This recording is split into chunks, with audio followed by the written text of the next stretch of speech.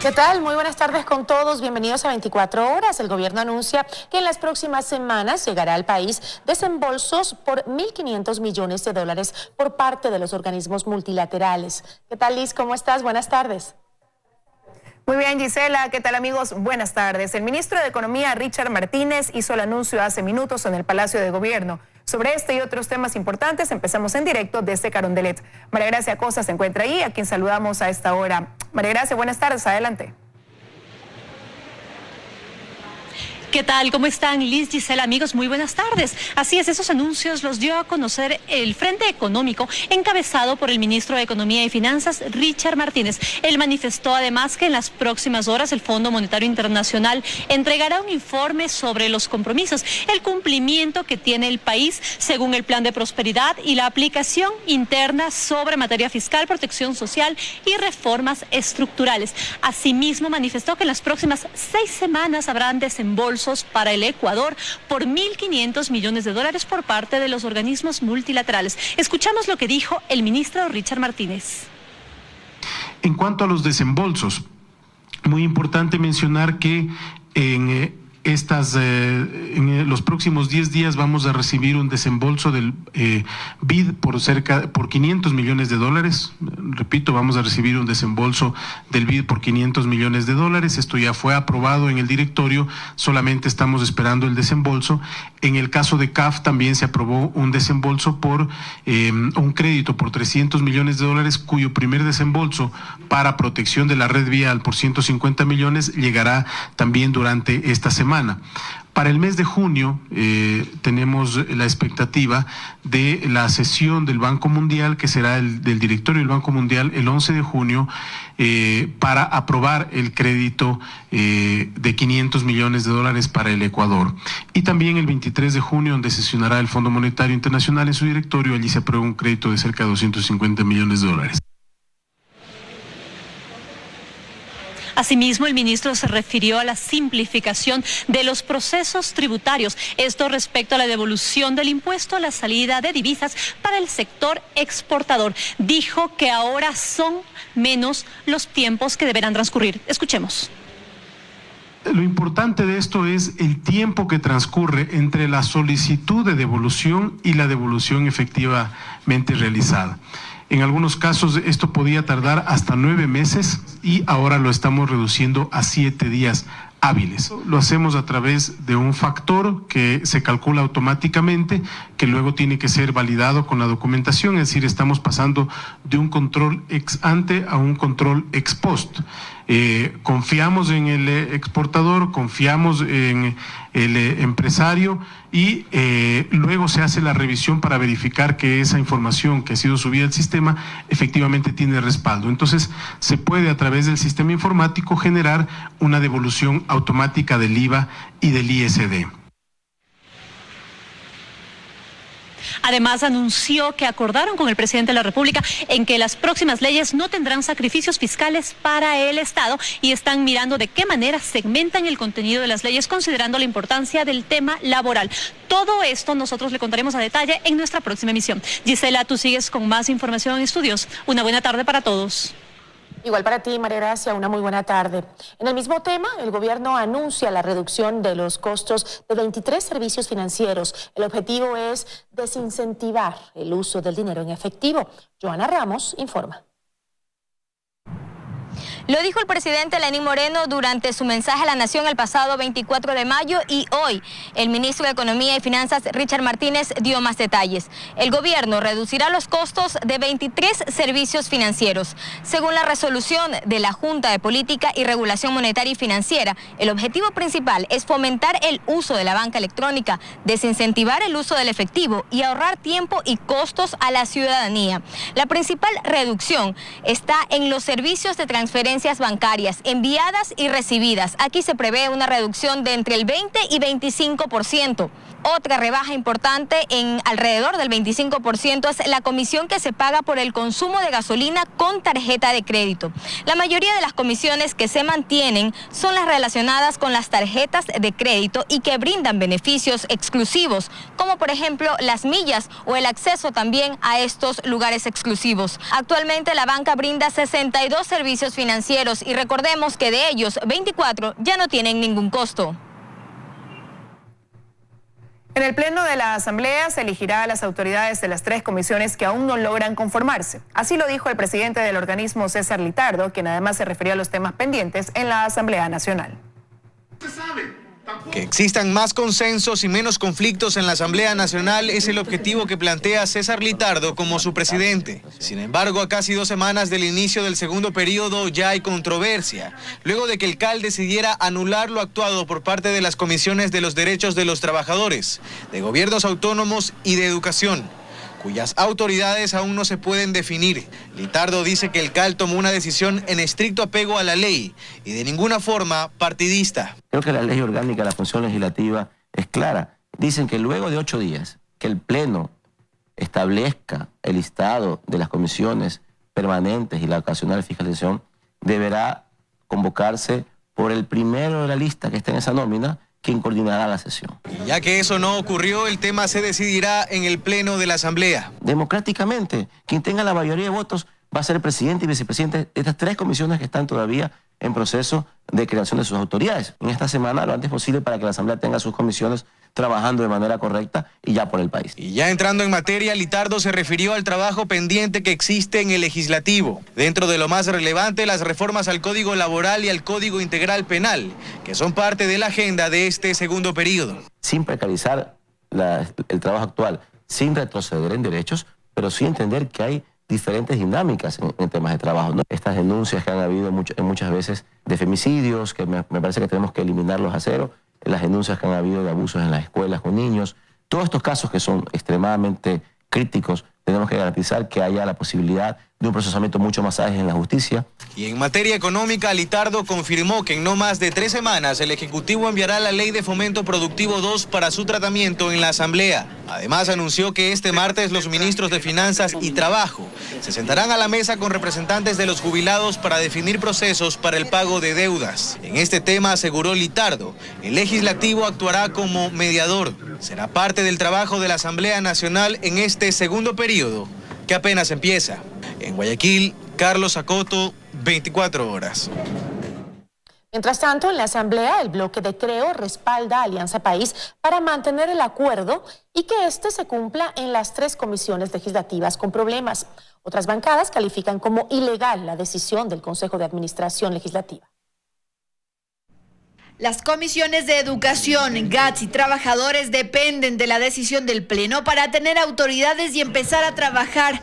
Aunque en 2 comisiones ya habían autoridades, el CAL decidió anular lo actuado. 3 comisiones se autoconvocaron, vulnerando derechos elementales. ¿Rompiendo derechos o rompiendo el acuerdo o el pacto? No, señor, no se trata de acuerdos, no se trata de nombres. Sin embargo, la intención es salvar el acuerdo de la nueva mayoría. Es justamente el objetivo, desarrollar una gobernabilidad para aprobar proyectos en beneficio del Ecuador. Encontremos un consenso para que estas comisiones puedan comenzar a trabajar lo antes posible, ojalá dentro del marco del cumplimiento de los acuerdos a los que se habían llegado previamente con las diferentes bancadas. Acuerdo que tiene fisuras. Los mismos de Creo, los mismos de BIN, porque a veces cuando nos dejamos llevar por las ambiciones personales, dejamos de lado lo que se constituye como un acuerdo previo. Lo que está primando son acuerdos extraparlamentarios que no tienen absolutamente nada que ver con las decisiones voluntarias e independientes que toma cada una de las comisiones. Y es que el PSC no está de acuerdo con la nulidad de lo actuado en la Comisión de los Trabajadores, pues no confían en que María José Carrión dirija la comisión. A mí me parece inaudito que Creo vaya a darle los votos a la señora Carrión, sabiendo el nefasto manejo que ha tenido la Comisión de Fiscalización. Finalmente será el Pleno de la Asamblea Nacional el que tome una decisión que podría estar convocado para la siguiente semana. En Quito, Andrea Samaniego, 24 horas. Seguimos con la información en 24 horas. La empresa eléctrica pública estratégica Corporación Nacional de Electricidad, CENEL, reconoce que el aumento en planillas de energía eléctrica no corresponde únicamente al incremento del servicio de alumbrado público. La empresa asegura que hubo un cambio del proveedor que realizaba la lectura y facturación del consumo. Dayana Monroy informa. Y es que las quejas por parte de los usuarios de CENEL no paran. Es más, algunos advierten que van a recurrir hasta la Defensoría del Pueblo. Dicen que el incremento en el precio de las planillas no lo sienten únicamente en la disposición del servicio de alumbrado público, que según el gobierno anunció iba a derogar, sino que sienten un incremento generalizado en sus planillas. Veamos. $12 pagamos primero y ahora me están cobrando $58. Consumía $23. ¿Y ahora? Ahora estoy pagando $66. O sea, casi 3 veces más. Sí. Desde CENEL reconocen el problema. Aseguran que no se trata únicamente del incremento en el servicio de alumbrado público. Dicen que ese aumento que han sentido los ciudadanos puede relacionarse con el cambio que hicieron de la compañía que se encargaba de la lectura del consumo. Sostienen que Sercoel, la empresa pública que antes estaba a cargo de la lectura del consumo, posiblemente no estaba haciendo muy bien el cálculo y que actualmente está a cargo Proyelec, empresa que estaría haciendo una lectura acumulada de lo que no facturó Sercoel. Lo que ocurrió es que efectivamente muchas veces no se tomaron las lecturas reales, que es lo que hace, porque la ley lo permite, la unidad de negocios puede sacar un promedio estimado y eso es lo que iba saliendo en la facturación. Al contratarse a la nueva empresa, que es un consorcio, lo que ocurre es que ella va y verifica ahí en el sitio la nueva lectura y encuentra probablemente un diferencial entre la suma de todos los meses que fueron estimados promedios con el valor real. ¿Qué es lo que tiene que hacer la empresa? Tiene que sumar todo el consumo y cobrar ese verdadero valor. Eso pudo haber pasado en mucho, yo diría en la mayoría de los casos. Desde la empresa aseguran que se están revisando cada uno de los casos e incluso invitan a los ciudadanos a poner la denuncia. Aseguran que se podría dar una devolución a través de notas de crédito. En otro tema, les contamos que el subsecretario de Rehabilitación Social anunció que dentro de un mes aproximadamente se convocará un concurso público para llenar 500 vacantes de guías penitenciarios y así combatir la crisis carcelaria. Mientras tanto, un grupo de ex guías propone que se los reintegre a sus labores y así contribuir de forma inmediata para reducir el déficit de agentes penitenciarios. 1.509 guías penitenciarios son los encargados de vigilar a una población carcelaria que bordea a los 41.000 privados de libertad.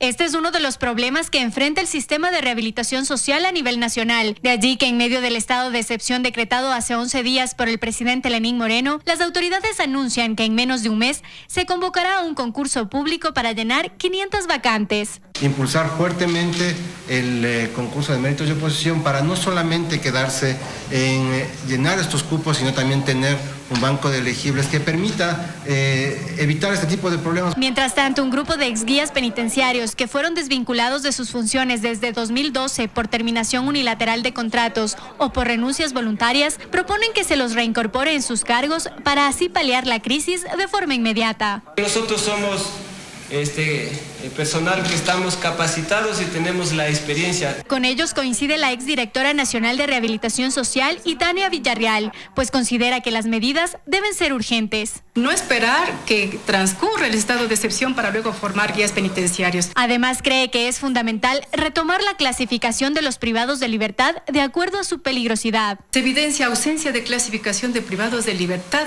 Aún persiste la convivencia entre sentenciados y no sentenciados. Uno de los temas importantes para nosotros es el nivel de clasificación de acuerdo a la seguridad de cada privado de libertad.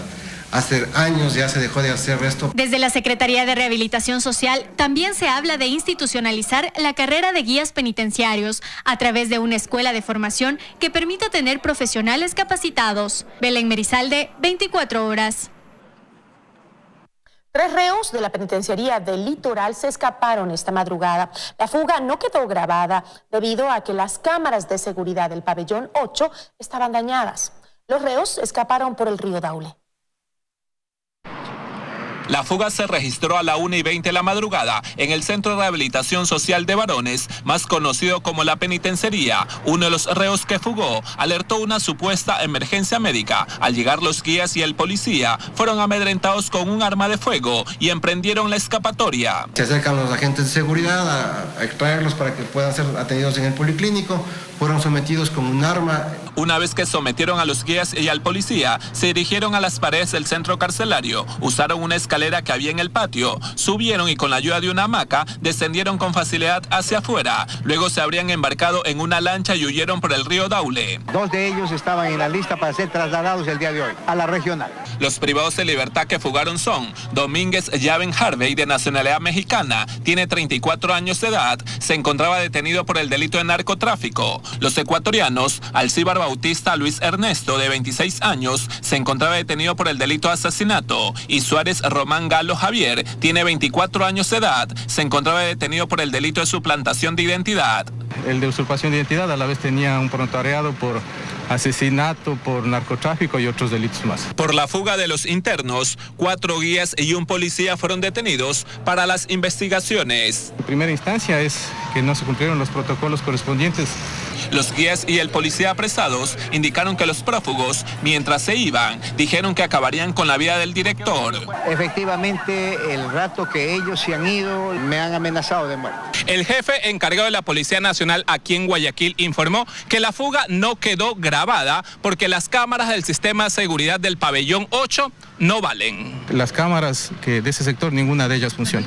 Los operadores del EQ 911 dieron la voz de alerta. Por medio de una cámara externa, visualizaron unas siluetas que escalaban la pared de la penitenciaría. La fuga de los reos se da 11 días después de la declaratoria de excepción del sistema carcelario en el país. Yo pienso que esta experiencia nos va a dar algunos correctivos. Paul Tutibén, 24 horas. Continúan las versiones por el caso Arroz Verde en la Unidad de Transparencia y Lucha contra la Corrupción en Quito. Este lunes rindió su versión el esposo de la ex asesora de Rafael Correa, Pamela Martínez. Daniela Valencia informa. El esposo de la ex asesora del expresidente Rafael Correa, Pamela Martínez, y presidente del Colegio de Abogados del Guayas, Jimmy Salazar, negó su vinculación con el caso Arroz Verde, aunque su nombre se vio relacionado con la empresa Nexo Global que habría recibido dineros de Odebrecht. Dijo que será su esposa la que deberá ampliar esta información. Este tema que se está investigando, ojalá y tengan que investigar, si se investiguen a todos los que tienen que investigarse para que la ciudadanía conozca las realidades, ¿sí? Pero todo lo que ella hacía lo ha hecho dentro de un marco legal. A las 4 de la tarde se tiene previsto la incautación de computadoras, tablets y laptops de la Presidencia de la República. Según la fiscal Ruth Amoroso, esto aportará a la investigación que se abrió el pasado 5 de mayo. En otro tema le contamos que las operaciones del aeropuerto José Joaquín de Olmedo de Guayaquil se cerrarán durante 6 horas entre las 9 y las 15 horas de mañana debido a trabajos de mantenimiento de la pista. Unos 30 vuelos nacionales e internacionales se han reprogramado. En febrero pasado, la terminal cerró también por 2 horas para realizar trabajos de mantenimiento en la pista emergente y se anunció que para septiembre habrá otros cierres.